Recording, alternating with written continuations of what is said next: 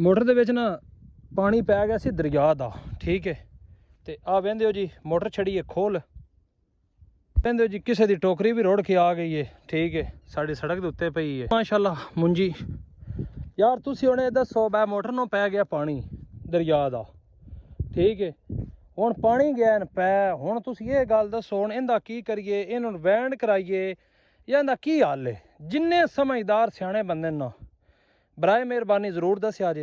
आ प्लेटां साड़ियां अलहमदुलिल्लाह सुम्मा अलहमदुलिल्लाह ठीक नो, बेहतरीन नो। तुसी हुण दसो है मोटर दा यार की करे बंदा।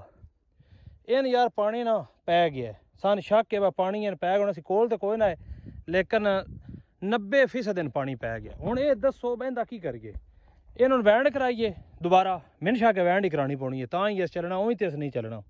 चलाई बारा लगे असा कोई नहीं, पानी पिया तारा असीं हुण लाण लगे हाँ, ला के ते इन्ना खोलन लगे हाँ तो वेहने वा पानी पै गया तो हुण किंदे को वैंड कराइए या उंज ही कोई गुजारा कर जाए। जिन्ने समझदार सियाणे बंदे ना वो जरूर मशवरा दिया जे की करना चाहिए।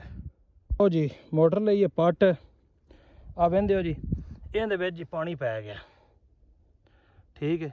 मोटर दे विच पानी जनाब पै गया, तो 53 हो गई है। हुण दसो इन्वेंड कराइए की करिए, या धोतियां शोतियां यार खराब ना हो जाए, अगे ही होई पई है, ठीक है। तो इंदे उत्ते बंदा कोई शै मारे कि इंज ही राण देवे, ये भी जरूर दस्या जे। आ रूटर है ना, ये भी वेंदे जंग ना भरिया पिया, तो मोटर भी सारी मिट्टी जमी पई आ, सारी मिट्टी लगी पई है दरिया दी बाड़।